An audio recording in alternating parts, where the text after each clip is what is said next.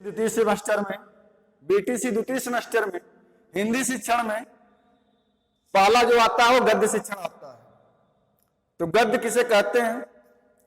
गद्य वह विधा है जिसमें न छंद, मात्रा, लय इत्यादि से कोई संबंध नहीं होता है।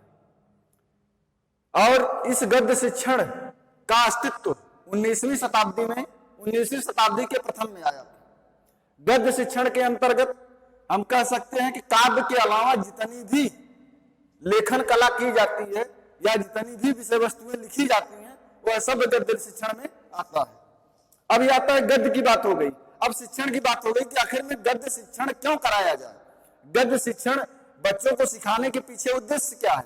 तो गद्य शिक्षण बच्चों को सिखाने के पीछे हमारा उद्देश्य यही है कि बच्चे को गद्य में आए हुए कठिन शब्द जो समास युक्त है, संधि युक्त है, उपसर्ग है, प्रत्यय है, संज्ञा है, सर्वनाम है, विशेषण है, कारक है, रूप है, धातु रूप है इत्यादि के बारे में जानकारी देना। अगर इत्यादि के बारे में हम जानकारी नहीं देते हैं गद्य विधा के अंतर्गत तो वह बच्चा जो है हो सकता है कि गद्य अच्छी तरह से न पढ़ पाए, और अगर नहीं पढ़ पाएगा तो वह पढ़ा कभी नहीं पाएगा। उसके बाद नंबर आता है कि गद्य शिक्षण करते समय या कह सकते हैं गद्य शिक्षण को पूरा करने के लिए हमको किन किन चीजों की आवश्यकता होती है या किन किन कार्यों को करना पड़ता है। तो उसके पहले अच्छा ध्यान दीजिए, कभी कभी पूछ देता है गद्य शिक्षण के अंग क्या है, गद्य शिक्षण के अवयव क्या है, गद्य शिक्षण के तत्व क्या है। तो ध्यान देना यह तीनों चीजें एक ही होती हैं। अंग, अंग मतलब हाथ पैर जैसे आपके होते हैं, वही चीज अवयव है। अवयव माने भी तत्व होता है, अंग होता है, और तत्व माने भी अंग होता है या अवयव होता है। तो अर्थात इन तीनों शब्दों के बीच में आप कभी भ्रमित मत होइएगा। उसके बाद नंबर आता है कि गद्य शिक्षण को करने के लिए किन किन तत्वों अंगों को हम प्रयोग में लाते हैं। तो सबसे पहले हम क्या करते हैं? वाचन करते हैं। वाचन करने का अर्थ पढ़ने की ही प्रक्रिया होती है, लेकिन पढ़ना और पठन दोनों का हमने कल या परसों वाले वीडियो में बता दिया था। क्योंकि हम वाचन करते हैं, वाचन का मतलब कि जिस उद्देश्य के लिए गद्य शिक्षण किया जाता है वह उद्देश्य उसमें पूरा होना चाहिए। उदाहरण के तौर पे मैंने पहले दिन बताया था रोको मत जाने दो, एक वाक्य था, क्या था? रोको मत जाने दो, रोको मत जाने दो। सामान्य तौर पे किसी से पूछेंगे तो क्या कहेगा? कहेगा रोको मत जाने दो, यानी हमको तब यहां कामा लगाना होगा। और इसी चीज को बिना कुछ कहे, बिना कुछ मिटाए या बिना कोई शब्द जोड़े अगर हमको इसका अर्थ को बदलना हो तो हम क्या करते हैं? इस कामा को हटा करके यहां पे लगा देते हैं और उच्चारण करके आप देख सकते हैं रोको मत जाने दो। इस तरह वाचन क्रिया आपको यही सिखाती है। दूसरा आता है व्याख्या गद्य। व्याख्या गद्य का मतलब कि कभी कभी क्या होता है, आपने देखा होगा कि कुछ शब्द ऐसे होते हैं जो बच्चों के लिए नए शब्द कहे जाते हैं। जैसे उदाहरण के तौर पे किसी व्यक्ति का कई नाम होना, ठीक ना? किसी व्यक्ति का कई नाम होना, तो उसमें हम क्या करते हैं? उसको व्याख्या के द्वारा समझाते हैं। या कह सकते हैं कि कोई कठिन शब्द आया हुआ है उसको हमें समझाना है। जैसे उदाहरण के तौर पे एक शब्द आ गया स्वतंत्रता, स्वतंत्रता। अब इसमें क्या क्या है और क्या नहीं है, और स्वतंत्रता शब्द बना कैसे है, तो इसमें हम अलग करेंगे इसको। स्व, धनतंत्र, धनता। अब हम बच्चे को यह समझाएंगे, ध्यान दीजिए, हम मूल गद्य पाठ को छोड़ करके हम क्या करते हैं? उस एक शब्द पर हम क्या करते हैं? व्याख्या देना प्रारंभ कर देते हैं। जैसे उदाहरण के तौर पे स्व, एक अलग शब्द हमारे पास आया है, स्व माने अपना या अपने हो सकता है। तंत्र माने व्यवस्था, व्यवस्था, और ता उसमें प्रत्यय लगा हुआ है। इस तरह अगर हम पढ़ाएंगे तो क्या हो जाएगा? यह व्याख्या गद्य हो जाएगा। उसके बाद आता है उद्बोधन विधि। उद्बोधन विधि का मतलब कि जैसे किसी उसी शब्द को समझाने के लिए हम कह दें आजकल बच्चे स्वतंत्र हैं, शिक्षा ग्रहण करने के लिए बच्चे क्या हैं? स्वतंत्र हैं। स्वतंत्र माने अपनी व्यवस्था के अनुरूप वो अपनी शिक्षा को ग्रहण कर सकते हैं, वो उद्बोधन विधि में आता है। ठीक है, उसको समझाने के लिए हम बच्चों के सामने कुछ वाक्य रखते हैं, या कह सकते हैं एक बच्चे के द्वारा दूसरे बच्चे को कुछ वाक्य बोलने के लिए कहते हैं, और उस वाक्य के द्वारा वह बच्चा समझ जाता है। फिर उसके आता है स्पष्टीकरण विधि, अर्थात कहने का अर्थ यह है कि जब हम किसी गद्य को पढ़ते हैं तो गद्य को पढ़ने के पीछे हमारा कर्तव्य क्या, हमारा दायित्व क्या, या हम क्यों पढ़ाना चाहते हैं। जैसे प्राइमरी लेवल पर अगर किसी कहानी को, किसी गद्य को, किसी निबंध को पढ़ाया जाए तो सबसे पहले वहां पर मुख्यतः आता क्या है, वाचन कला आती है। यानी वाचन कला अगर बच्चे के अंदर आ जाएगी, अर्थ ग्रहण सरल आ जाएगा। उसके बाद नंबर आता है प्रवचन विधि।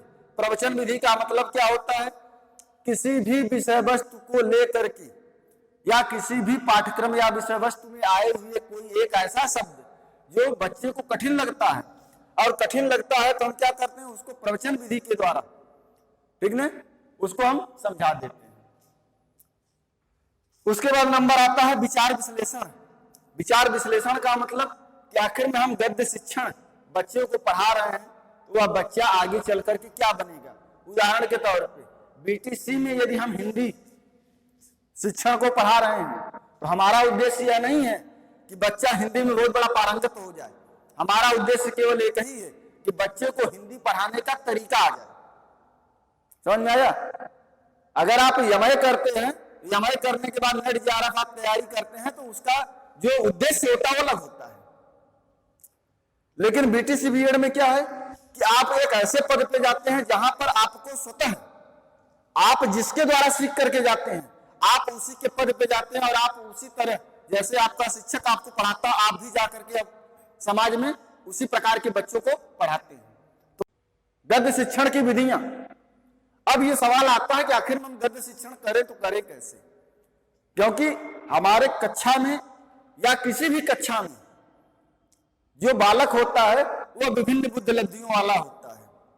कुछ बच्चे बहुत अधिक बुद्धिलब्धि वाले होते हैं, कुछ सामान्य बुद्धिलब्धि वाले होते हैं, कुछ एक कम बुद्धिलब्धि वाले होते हैं। तो उसके लिए हम करते क्या है कि हम कई विधियों का प्रयोग करते हैं, अर्थात गद्य शिक्षण कैसे करना है उसमें हम कई विधियों का प्रयोग करते हैं। जैसे नंबर एक आता अर्थ कथन प्रणाली। अर्थ कथन प्रणाली में क्या होता है कि हम किसी भी शब्द को बोलते हैं तो उसके साथ साथ उसके अर्थ को भी बताते जाते हैं। एक बार तो हम प्रत्येक शब्द को बोलते हैं, उसके बाद उसके साथ साथ उसके अर्थ को भी बोलते हैं, और लास्ट में जैसे ही पैराग्राफ समाप्त होता है फिर हम पूरे पैराग्राफ का एक बार अनुवाद कर देते हैं। उसके बाद आता है व्याख्यान विधि। व्याख्यान विधि में अध्यापक विषय वस्तु को कक्षा में जाने से पूर्व पढ़ लेता है, और पढ़ने के बाद वह क्या करता है, उस विषय वस्तु को अपने शब्दों में, या कह सकते हैं अपने भाषा में, या यह भी कह सकते हैं कि बच्चों के स्तर के अनुरूप वाली भाषा में उसको व्याख्यान देता है, अर्थात उस पर वह एक तरह से भाषण देता है, उसको हम कह सकते हैं व्याख्यान विधि। फिर उसके बाद नंबर आता है विश्लेषण विधि।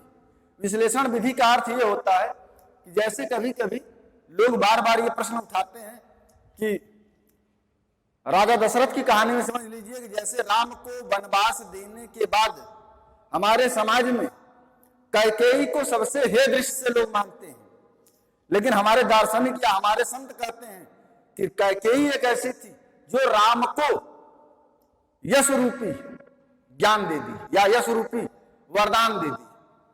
उसने वरदान तो वनगमन का मांगा, लेकिन वरदान मिल गया राम को यश का। ध्यान देना, अगर कैकेयी न होती तो राम को वनगमन नहीं होता। दूसरी बात, कभी कभी प्रश्न आता है कि आखिर में राजा दशरथ का नाम दशरथ क्यों पड़ा, काहे नहीं दूसरा कुछ पड़ा। तो ध्यान देना, दशरथ उसको कहते हैं, दशरथ माने 10 प्रकार के, रथ माने इंद्रियों। तो हमारे पास भी 10 इंद्रियां होती हैं, 5 कर्मेंद्रियां होती हैं और 5 ज्ञानेंद्रियां होती हैं, और 5 ज्ञानेंद्रियों और कर्मेंद्रियों को जो विचलित करने वाला होता है वह यह पर्यावरण होता है। उसी तरह से यह व्याख्यान विधि हो गया। फिर विश्लेषण विधि, नहीं विश्लेषण विधि थी, उसके बाद समीक्षा विधि। अब समीक्षा विधि में क्या होता है, इसमें ध्यान से आप पढ़ेंगे, सम इच्छा विधि। सम माने बराबर, इच्छा माने इच्छा, और विधि माने प्रयोग। तो यहां यह होता है कि कभी कभी प्रश्न यह आता है कि विष्णु एक युग में आते हैं तो मर्यादा पुरुषोत्तम राम कहे जाते हैं, दूसरे युग में आते हैं तो छलिया कृष्ण कहे जाते हैं। उसके पीछे भी कारण है। मर्यादा पुरुषोत्तम राम क्यों कहा गया और छलिया क्यों कहा गया? तो दोनों समय में दो प्रकार की अवस्थाएं थी, इसलिए। उसके बाद नंबर आता है उच्चारण अभ्यास, अर्थात गद्य शिक्षण क्यों पढ़ाया जाए। तो गद्य शिक्षण पढ़ाने के पीछे हमारा तर्क यही होता है, या हमारे बच्चों का उद्देश्य यही होता है, जब वह बीटीसी करके जाएं तो कम से कम वह भी अपने बच्चों को सही सही पढ़ावें। जैसे वर्णमाला का ज्ञान, मात्रा का ज्ञान, शब्दों का ज्ञान, शब्दों से वाक्यों का ज्ञान, वाक्यों से फिर अनुच्छेद या पैराग्राफ, क्योंकि बच्चे अनुच्छेद नहीं समझ पाते हैं, पैराग्राफ समझते हैं। तो पैराग्राफ अंग्रेजी शब्द है, अनुच्छेद हिंदी शब्द है।